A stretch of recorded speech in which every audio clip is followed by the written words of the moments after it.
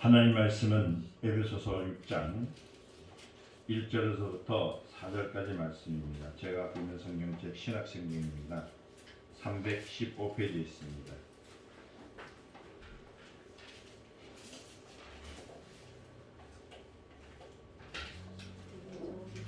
에베소서 6장 1절부터 4절까지 말씀입니다.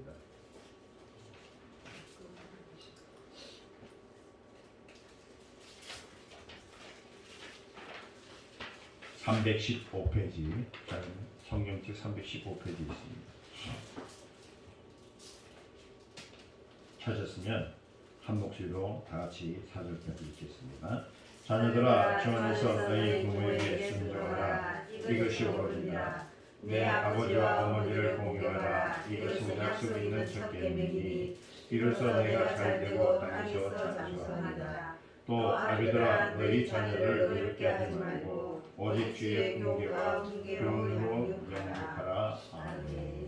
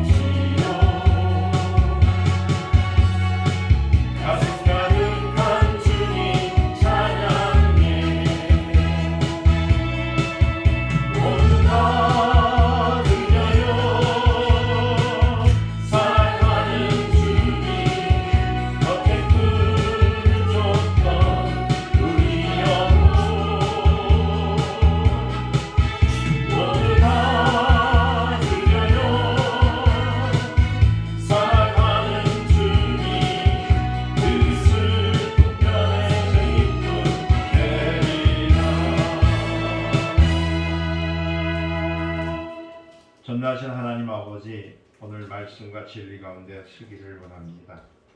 세상에 있는 일들보다 주의 교훈이 더 좋고 그 말씀이 또 은혜롭기에 오늘 이곳에서도 말씀을 증거할 때 논란이 잊어있게 하시고 내 부모를 사랑하라, 순종하라는 말씀을 잘 기억됨을 통해서 하나님의 뜻을 볼 수 있는 역사가 있게 하옵소서. 거룩하신 우주 예수님의 이름으로 기도드리옵나이다. 아멘. 할렐루야. 하나님은 아버지십니다. 그분은 예수 그리스도의 아버지시요 또 우리의 아버지시죠. 다시 말씀드려서 신앙은 뭐냐면 예수 그리스도와 예수 그리스도의 아버지이신 하나님과 관계를 알고 믿고 또 그럼으로써 우리가 아들의 영을 받아서 하나님과 우리의 관계를 예수 그리스도와 하나님, 그러니까 아버지와의 관계가 같이 그렇게 이루어지는 것을 믿는 것입니다. 그래서 성경 요한복음 12장 49절을 보면은 내가 내 자의로 말한 것이 아니요 나를 보내신 아버지께서 나의 말한 것과 같이 이것을 친히 명령하여 주셨다. 그러니까 예수님과 하나님과 예수님은 한 분, 또 예수님과 하나님과 성령님도 한 분, 또 예수님과 하나님과 성령님과 우리도 한 사람이 될 수 있다는 겁니다. 요한복음 5장 43절 보면 나는 내 아버지의 이름으로 왔음에 너희가 영접하지 아니하나 만일 다른 사람이 자기 이름으로 오면 영접하게 되리라. 요한복음 17장 11절을 보면은 걸어가신 아버지여 내게 주신 아버지의 이름으로 저희를 보존하사 우리와 같이 저희도 하나 되게 하소서. 그러니까 예수님은 자신의 뜻과 의지를 포기하고 오직 누구예요? 영광을 위해서. 누구의 영광요? 아버지 하나님의 영광을 위해서 오셨다는 거예요. 그러니까 자기의 이름으로 오시지 않고 아버지의 이름으로 오신 분. 그래서 예수란 이름은 여러분 아셔야 돼요. 아들의 이름이 아니에요. 예수란 이름은 하나님 아버지 이름입니다. 근데 아버지의 이름을 누구한테 줬냐면 이 이름을 아들에게 준 거예요. 그래서 아들이 예수란 이름이 되었거든요. 그러니까 이 예수란 이름을 갖고 있기 때문에 하나 된 거예요. 그러니까 아버지의 이름으로 온 거예요. 아버지의 이름으로. 아멘. 그 예수란 이름을 대해서 잘 모르니까 자꾸만 하나님 따로 믿고 예수님 따로 믿고 성령님 따로 믿고 이러니까 신앙에 문제거리가 얼마나 많이 생기는지 몰라요. 하나님은 한 분이십니다. 하나님, 예수님, 성령 다 한 분이세요. 할렐루야. 요한복음 10장 17절에서 18절의 말씀을 보면은 이런 말씀이 있습니다. 아버지께서 나를 사랑하신 것은 내가 다시 목숨을 얻기 위하여 목숨을 버리리라. 이는 내게서 빼앗기는 자가 있는 것이 아니라 내가 스스로 버리노라. 나를 버릴 권세도 있고 다시 얻을 권세도 있으니 이 계명은 내 아버지께서 받아온다. 그러니까 아버지의 이름을 받았고요. 아버지의 명령을 받았고. 그 예수님의 삶은 뭐냐면요. 자기 자의의 삶이 아니라 하나님의 삶, 하나님의 뜻을 통해서 오신 삶이라는 겁니다. 그래 예수님은 오직 아버지의 계명대로 어떻게 되냐면 죽으러 오신 겁니다. 그죠? 그러니까 아버지의 계명대로 부활하신 거예요. 그래 예수님은 죽으러 오셨고 부활하셨다. 할렐루야. 그 예수 믿으세요. 이 말은 뭐냐면 죽었던 생명이 살아난다는 거거든요. 이 말씀을 모르고 그냥 예수 믿으면서 복 받습니다. 잘 됩니다. 축복받습니다. 이렇게 하면 문제가 생겨요. 뭐 그럴 것 같으면 열심히 일하고 열심히 돈 벌어가지고 빌딩 짓고 잘 살면 됩니다. 그렇죠? 그 목적이 아닙니다. 일단 목적은 뭐냐면 생명이거든요. 부활이라는 문제가 있습니다. 그래서 예수님은 기도하실 때 마태복음 26장 39절에 뭐라고 하냐면 겟세마네 동산에서 내 아버지가 만일 할만하시거든 이 잔을 내게서 지나가게 하옵소서. 그러나 나의 원대로 마옵시고 아버지의 원대로 하옵소서. 그게 무조건 아버지의 뜻이 하나님의 뜻이라는 겁니다.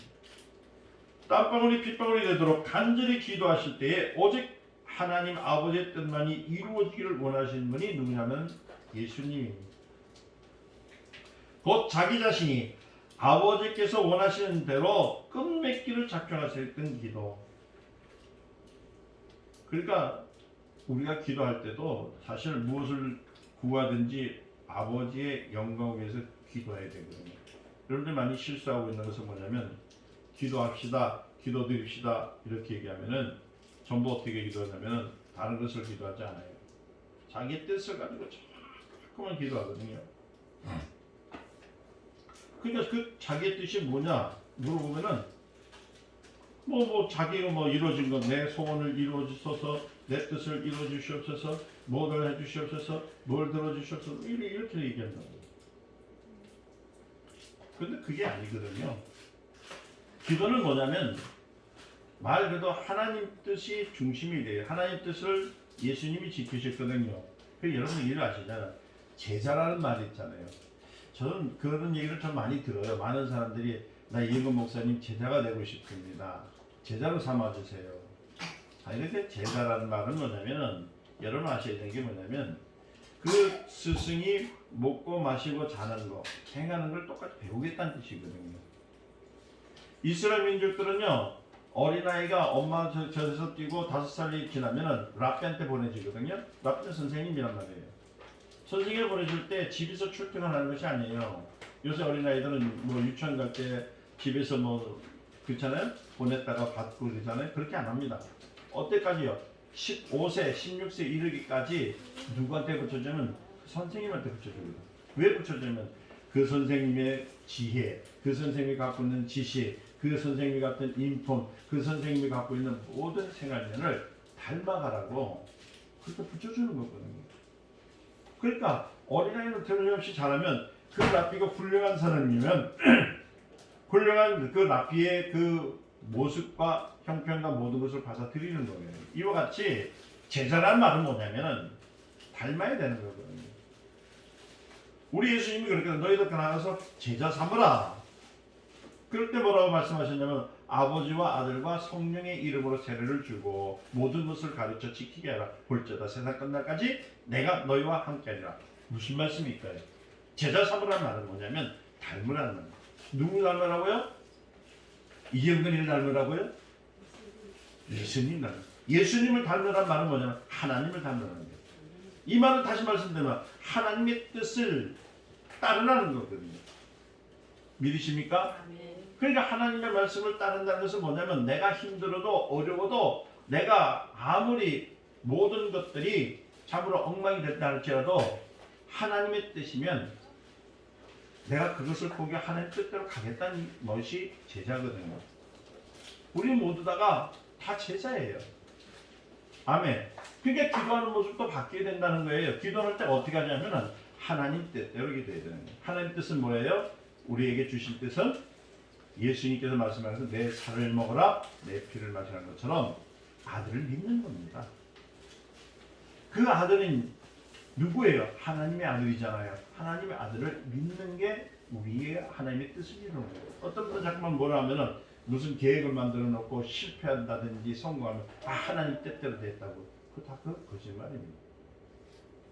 하나님의 뜻은 예수님을 믿는 겁니다. 하나님의 아들인 예수님을 믿는 거예요. 예수 믿고 죽었던 생명이 부활을 하는 겁니다. 우리도 하나님 나라에 가는 거예요. 이 진리를 벗어나가지고 자꾸만 다른 것으로 자꾸 진리를 얘기하니까 문제가 생긴다는 겁니다. 요한복음 14장 13절 보면 너희가 내 이름으로 무엇이든지 구하든지 내가 시행하리니 이는 아버지로 하여금 아들을 인하여 영광을 얻으시게 하려 하십니다. 할렐루야. 그리고 예수를 믿는다는 것은 하나님을 믿는 겁니다. 내가 예수를 의지한다는 것은 하나님을 의지한다는 거예요. 예수님 삶 속에 산다는 것은 하나님 안에 산다는 얘기거든요. 이 진리가 어렵다고 생각하는 분들이 너무나 많은데 어려운 거 하나도 없어요. 여러분들이 갖고 있는 삶의 무거운 짐을 내려놓으라는 얘기거든요. 제가 저번에도 말씀드렸지만 이상한 시소가 있습니다. 뭐냐면요. 우리는 무거운 것이 밑으로 내려가잖아요. 그죠? 맞잖아요. 시소 아시죠? 시소 타는 것처럼 만약에 무거우면 무거울수록 내려가는 거예요. 가벼우면서 올라가잖아요. 그렇죠? 나는 이 어렸을 때 이 진리를 들으면서요. 너무나 참 잘 표현했다 생각해요. 근데요. 하나님 앞에는 내가 무거운 것이 많을수록 하나님께 영광을 돌리는 것이 아니라 어떤 거꾸로 돼야 돼요. 우리는 하나님께 영광을 돌릴 때는 내가 없애 올라가는 거예요. 아멘. 그냥 내 걸 포기하면 하나님께 영광을 돌리는 겁니다. 근데 내게 포기라는 것은 뭐냐면 여러분들 포기하라면 어떤 분들도 이상하게 얘기하더라고요. 재산을 포기해라. 자녀를 포기해라. 무슨 금갈 치는 것도 아니고 뭐 사기꾼도 아니고 도둑놈도 아니고 그렇게 얘기하는 사람이 많아요. 그거 아닙니다. 포기란 말은 뭐냐면 내가 할 수 있는 것이 아니라 내 안에 계신 성령께서 함께 계시고 내 능력을 통해서 하는 것이 아니라 주의 힘으로 살겠다는 것을 말하는 거예요. 그런데 우리는 자칫 내 힘이 얼마나 강한지 예수님 조금만 있어 보세요. 하나님 조금만 있어 보세요. 내가 먼저 하겠습니다. 내 힘으로 살겠습니다 하는 사람들 얼마나 많다는 거예요. 우리는 하나님이 무엇을 기뻐하시는지 분별할 줄 알아야 됩니다. 그 분별은 뭐냐면 예수를 통해서만이 기뻐하고 예수님을 두고 기뻐하시는 그 예수님만이 통해서만이 하나님을 기뻐하신다는 사실을 우리가 알아야 되는 거예요. 그래서 예수 그리스도는요, 여러분 오직 아버지의 뜻을 99%가 아니라 100% 완전히 순종한 것처럼 우리도 그렇게 살려고 노력을 해야 되는 겁니다. 그래야만이 우리에게 무엇이 주어지냐면 요한복음 17장 3절의 말씀처럼 영생의 복이 우리에게 있어요. 영생은 곧 유일하신 참 하나님과 그의 보내신 자 예수 그리스도를 아는 것이라. 할렐루야. 그냥 교회 나왔다 들어갔다 했는데 영생이 있는 것이 아니라 예수를 아는 겁니다. 하나님을 아는 거예요. 아멘. 마태복음 18장 3절에도 그랬어요. 예수는 분명히 했어요. 누구든지 어린아이와 같지도 않고는 결단코 천국에 들어갈 수 있습니까? 없어요. 없다 했거든요. 저는 말씀드렸잖아요. 저번 주도 그랬잖아요. 어린아이들은 부모를 어떻게 해요? 뭐 80% 사랑하고 80% 신뢰하고 이렇게 안 합니다. 99% 신뢰 아닙니다. 어린아이들은 부모를 신뢰할 때 100%예요. 자기가 먹기 싫고 자기가 하기 싫은 일일지라도 엄마가 억지로 한 대 쥐어박더라도 먹어 하면 먹는 겁니다. 그것이 쓴 약일지라도 엄마가 털어입으면 먹습니다. 뱉을 일 없어요. 이와 같이 어린아이들은요 99%가 100% 부모를 신뢰해요. 근데 이상하게 나이가 들면은 100% 신뢰했던 마음이 자꾸만 없어지는 거야. 이게 나이 먹는데 거꾸로 가는 것 같아. 그냥 내가 볼 때는. 제가 볼 때 그런 것 같아. 신뢰도를 보니까. 그러니까 0살 때는 100% 의지하죠. 1살 때는 99% 의지한 것 같아. 아니 1살 때도 먹는 것 같아. 젖을 빠니까 그냥. 엄마가 주는 젖이 독이 있는지 어떻게 알아. 잘 빨아먹어. 기준 좀 내가 한 3살까지는 잡을게. 요새는 3살까지도 엄마 말 안 듣는다. 애들 미우는 우리 새끼 해가지고 뭐 미운 7살 했잖아요. 요새는 미운 3살이에요. 여러분 3살만 되면 뭐 엄마가 안 들어요. 지 하고 싶은 대로 하고 막 얼마나 웃기는지 몰라요. 그래서 제가 하나 발견했어. 10살 되면 부모를 90%밖에 안 믿는구나. 20살 되면 80%밖에 안 믿는구나. 어떤 이는 너무 잘 안 믿어 80% 안 믿는 사람도 있긴 있어. 30대 되면 70%만 믿고 그래도 그 효자야 70% 믿는 것도. 근데 거기가 보면 30대 20대에서 결혼을 딱 하면요 부모를 안 믿어요. 누굴 믿느냐? 이제 오늘 갈비뼈 얘기 좀 하려고 해요. 자기 부인을 믿고 자식을 또 자식에게 믿게 만들고 이게 내림사랑이라 하거든요.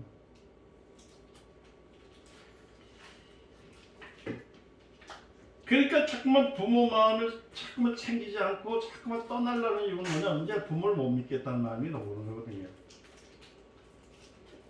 제가 지금 이제 60이 되니까 이제 부모님 안 계시지만 계셨으면 이제 40%만 믿었겠다, 그치? 아유, 그건 아니겠다. 그렇게 하면 안 되겠는데.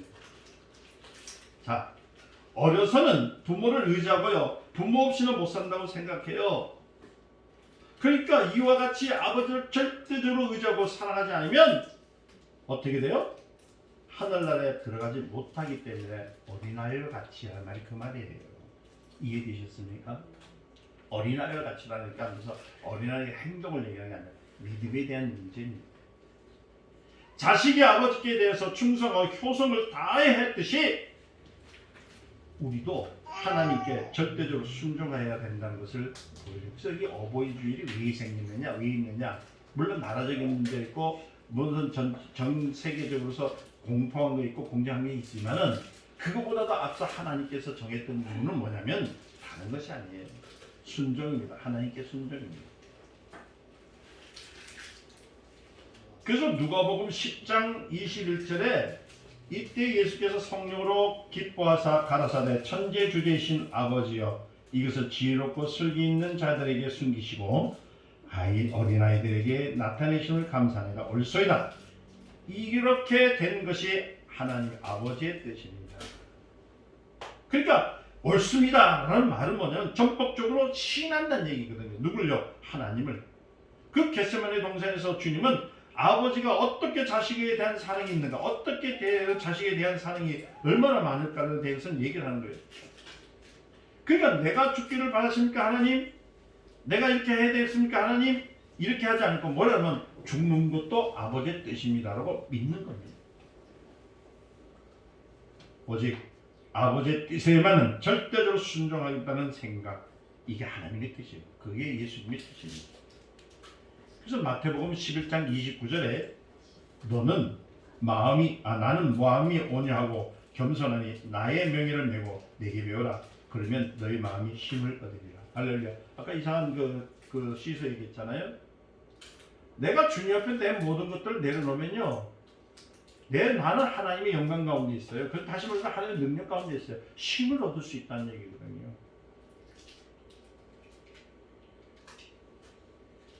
이와 같이 우리도요, 우리의 마음속에 주님을 모실 때에 모든 것을 다 의지하며 살 수 있는 그런 사람들이 되어진다는 거예요. 갈라디아서 4장 6절 보니까 너희가 아들인 거로 하나님이 그 아들의 영을 우리 마음 가운데 보내사 아바 아버지라 부르게 하셨다. 하나님은 우리를 자녀 삼으셨어요. 아멘. 그리고 여러분들은 하나님 자녀이기 때문에 아버지를 섬긴, 하나님을 섬긴 권한이 있습니다. 권리가 있습니다.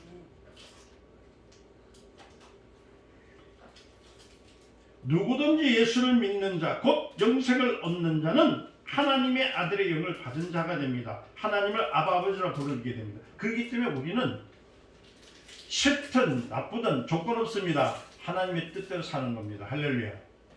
그럼 목사님 하나 물어봅시다. 뭐요? 내가 좀 세상 살아가면서 말이에요. 내가 이렇게 내 마음대로 내 뜻대로 행동이 있었는데 그거 어떻습니까?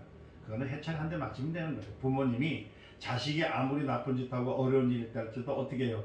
얘놈! 다시는 그렇게 하지 마. 꾸준하죠, 그죠? 그것도 하면 어떻게 돼요? 처음에는 내 이놈이 되지만 두 번째는 회초리 들고 세 번째는 이놈이 하고 소리 나오겠죠, 그죠? 근데 하나님은 그렇지 않다는 거죠. 하나님은 끝까지 그것을 지키게 하도록 성령의 보호심을 통해서 우리를 인도해 주시는 겁니다. 할렐루야.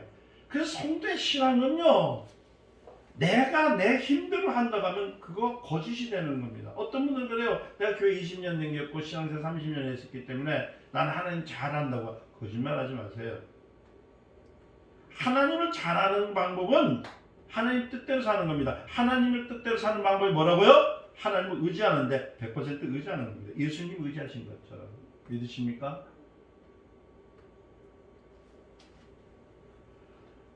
자녀가 아버지를 의지한 것처럼 100% 순종을 의지한 것처럼 여러분들 삶 속에 하나님을 얼마만큼 좀 순종을 해요. 얼마만큼 믿고 있는 거예요.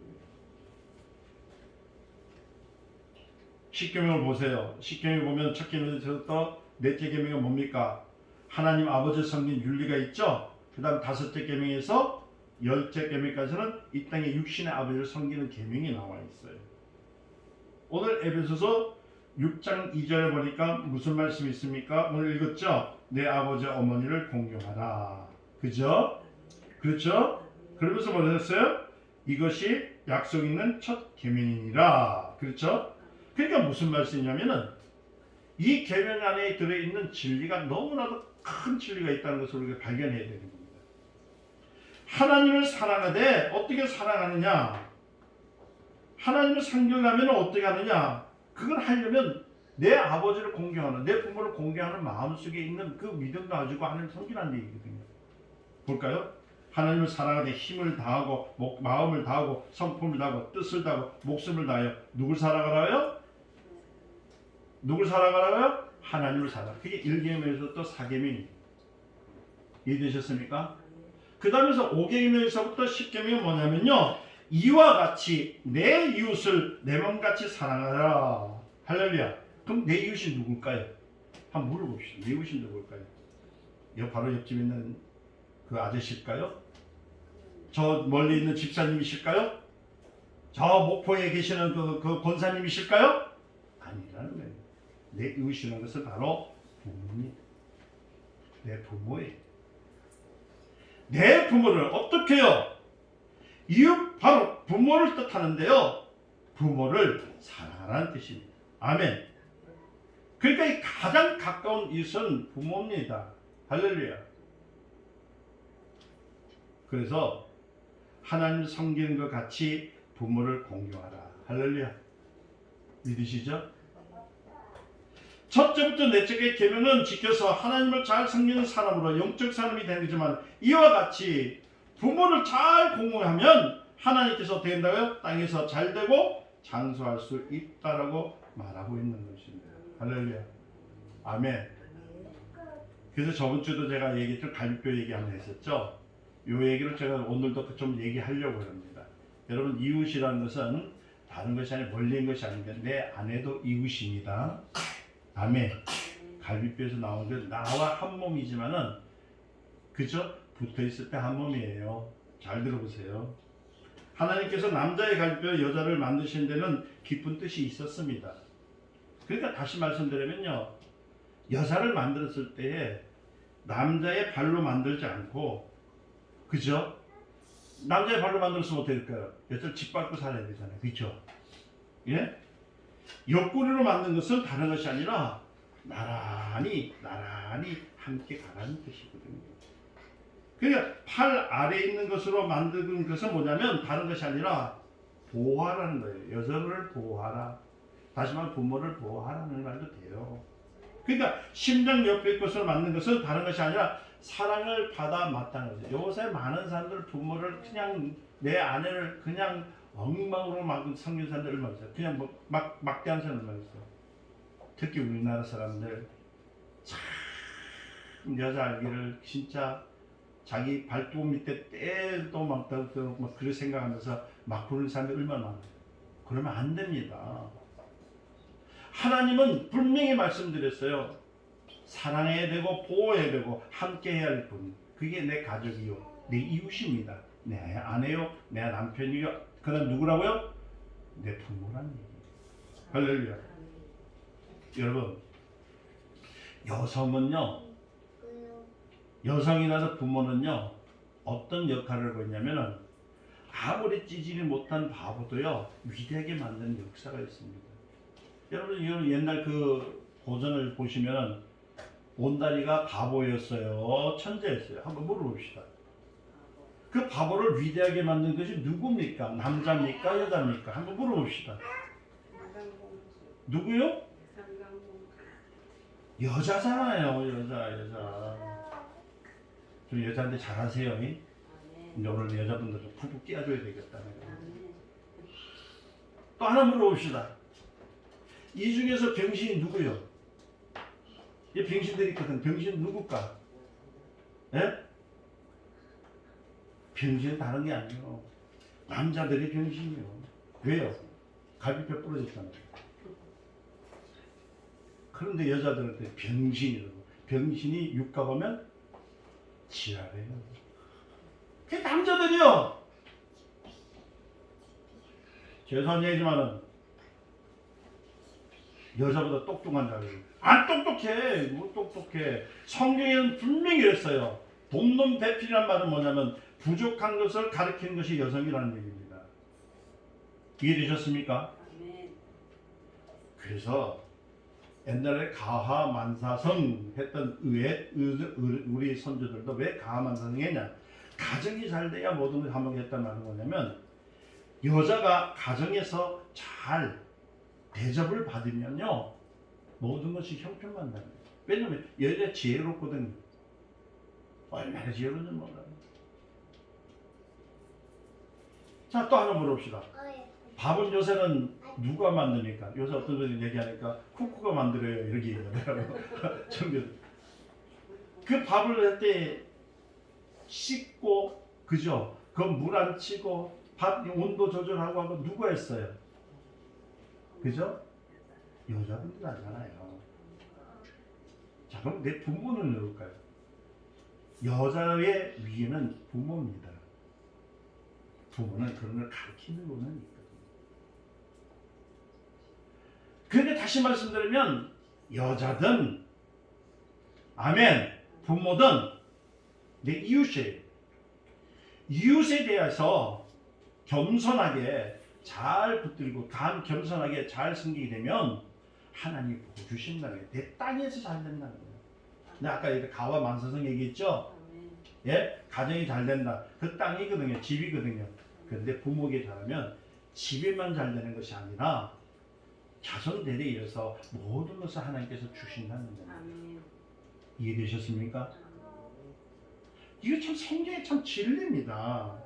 아멘. 그러니까 우리가 성경을 읽으면서 그냥 아이고 내 부모를 잘하라니까 너 잘했는데 뭐 어떻게 그게 아니에요. 이 부모에게 잘해라. 내 아내에게 잘하는 것은 신뢰입니다. 신뢰. 몇 %요? 100%입니다. 근데 우리는 기독교는 그 100% 신뢰를 어떻게 해야 되냐면 예수 안에서 가져야 돼요. 할렐루야. 우리 예수 안에 없으면은 전부 다 우리는 찌그덕빠그덕 부모들 자식들 간에 싸움이 일어나고 그 다음에 또 누구요? 부부 간에 싸움이 일어나고 서로가요 자기가 잘났다 막 합니다. 그러나 성경이 기준, 말씀이 기준이 되고 하나님의 뜻이 기준이 되면요 하나 되어 협력하기 때문에 모든 것이 선하여 이루어진다는 겁니다. 할렐루야. 옛날 조선시대에 있잖아요. 우리 아시잖아요. 조선시대 관원을 뽑을 때요 어떻게 뽑았냐면 여러분들 뭐 과거 시험을 쳐가지고 뽑았다면 아니에요. 그거는 하나의 팩트예요. 팩트. 그런데 과거 시험을 칠 때 뭘 봤냐면은 관원들이 그 사람의 집안을 봤어요. 그래서 어느 김씨요, 어느 이씨요, 어느 저씨요, 어느 택씨요 이렇게 물어봐요. 그러면은 물어볼 때에 어느 그 집안에 대한 내력을 누가 하냐면 관원 중에서 그거를 감찰하는 사람이 있었어요. 그래서 그 사람이 어디 사는가 못 하는가 그리고 그것을 가지고 그냥 하는 것이 아니라 그 고을에서든지 그 사람들의 민심을 다 듣고 나가지고 듣는데 그 민심 듣는 것 중에서 무엇을 먼저 들었냐면 부모에게 얼마큼 효도했는가를 듣는 거예요. 그래서 3, 4대가 그야말로 잘 오손도손하면서 부모에게 효도한 그 가정에 의해서 나라에서 시험을 치들 때 좀 힘들더라도 그 장원을 할 수 있는 그러니까 그 급제를 할 수 있는 기초를 건해뒀던 겁니다. 그래서 4대 부부는 무엇을 자랑했냐면 첫째는 효를 자랑합니다. 나라에게 충을 자랑합니다. 의를 자랑합니다. 아시죠? 충효에 그저 사랑하는 마음 이런 것을 가르친 이유가 거기 있다는 거예요. 자, 제가 오늘 말씀드리면서 이 말을 뭐냐 하면은 아무리 평범한 사람일지라도 부모를 잘 섬기고 또 그 아들이 부모를 섬기는 것을 3, 4대까지 잘 해놓으면 그때부터 간호로 등록할 때 괜찮다고 임금 사인을 해주는 겁니다. 할렐루야. 왠지 아세요? 자기 부모를 잘 섬기는 자는 임금을 섬길 수가 있거든. 곧 충효는 분리될 수 없는 겁니다. 자기보다 높은 자는 누굽니까? 주인이잖아요. 그죠? 주인보다 높은 이 누구요? 임금입니다. 그 임금보다 더 높은 사람은 누구냐면 바로 어버이예요. 어버이. 그래서 구약시대 사람들은 하나님을 섬기되 종이 주인을 섬기듯 했습니다. 그리고 이스라엘 백성들이 임금을 섬기듯 했어요. 그러니까 오늘날 우리는 자식이 아버지를 섬기듯 하나님을 섬겨야 되니까 이상하게 웃기죠. 그죠? 자식이 아버지를 섬기는 것처럼 하나님을 잘 섬겨야 되는 겁니다. 사단은 누굽니까? 자기를 창조하신 하나님을 섬겨야 할 천사가요 하나님을 반역해버리잖아요. 자기 위에 자기를 창조하신 이를 배은망덕하게 배신하는 것이 마귀입니다. 마귀가 하와를 유혹한 것도요 다른 것이 아닙니다. 하나님을 부인하고 내가 하나님이 되라 하는 거죠. 이거 사단의 역사거든요.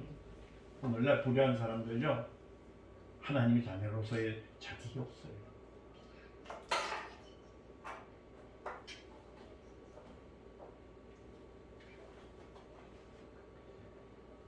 그런데 성경에 보니까요 주님은 이런 말씀하셨어요. 아비나 어미를 나보다 더 사랑하는 자는 내게 합당하지 않다. 아들이나 딸을 나보다 더 사랑하는 자도 내게 합당치 않다. 마태복음 10장 37절 말씀했잖아요. 이는 다른 것이 아니에요. 부모를 무시하라는 뜻이 아닙니다. 무슨 말이냐면 부모보다 주님을 우선하여 섬기라. 그러니까 제1은 하나님을 섬기라는 뜻이거든요.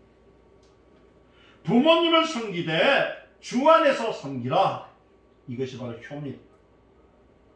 에베소 오늘 읽었던 에베소 6장 1절에 뭐라고 했습니까? 자녀들아 너희 부모를 주 안에서 순종하라. 이것이 원어입니다. 할렐루야. 말씀을 결론을 맺겠습니다. 우리 미련한 자가 되면 안 됩니다. 우리는 지혜로운 자가 되어야 돼요. 잠언서 17장 25절 보니까 미련한 아들은 그 아비의 근심이 되고 그 어미의 고통이 되는 겁니다. 참 어려워요. 잠언서 19장 13절에 미련한 아들은 그 아비의 재앙이요 다투는 아내는 이어 떨어진 물방울이다. 아까 얘기했던 내 이웃이거든요. 지혜로운 사람은요 이웃과 하나 되는 겁니다. 할렐루야. 내 아내와 내 부모와 하나 되는 겁니다. 떨어지면 안 되는 겁니다. 그래서 생각도 나누고 꿈도 나누고 효과할 수 있는 그런 사람들이 되라는 겁니다. 할렐루야. 문제는 모든 사람의 문제는 다른 것이 아닙니다. 다른 사람의 문제는 헤어지면 그만이겠지만은요, 여러분 자식과의 문제는요 해결할 수 없어요. 그렇기 때문에 처음부터 무엇으로요? 믿음으로, 신앙으로 하나님 아버지를 섬기고 순종하듯이 부모에게도 순종하는 것을 배워야 되는 겁니다. 우리의 창조주시여 아버지신 하나님 아버지, 이분을 섬길 때 우리는 또 부모에게 효도하고 주 안에서 또한 자녀 또한 하나님을 섬기고 부모에게 효도하는 것, 이것이 신앙의 첫걸음인 것을 믿으시고, 예배당 많이 나온다고 해서 하나님 기뻐하지 않습니다. 아멘. 하나님은 내 이웃을 사랑해야 돼요. 내 부모를 사랑해야 됩니다. 내 아내를 사랑하고 내 자녀를 사랑해야 됩니다. 그리고 난 다음에 하나님을 섬기는 자를 위해서 하나님은 사랑한다 아들아, 사랑한다 딸아, 이렇게 말씀해 주십니다. 그러므로 내 부모를 순종하라. 하나님을 의지하고 옆에서 순종하면 하나님의 규명은 두 개가 있겠죠? 계명 몇 개 있다고요? 계명 몇 개 있다고요? 계명 몇 개 있다고요? 하나는 하나님을 사랑하고, 하나는 내 이웃을 사랑하고, 이게 하나입니다. 할렐루야. 이 사랑이 있으시길 예수님 축원드립니다. 기도하겠습니다. 하나님 감사합니다. 오늘도 진리 가운데 말씀을 주셨사오니 이 말씀이 저희 삶 속에 적용되게 해 주시고, 참으로 내 이웃을 내 몸같이 살아가는 귀한 아들들이 되어 하나님의 축복권 가운데서 변함없이 살아갈 수 있도록 역사해 주시옵소서. 예수님의 걸어가신 이름으로 간절히 기도드립니다. 아멘.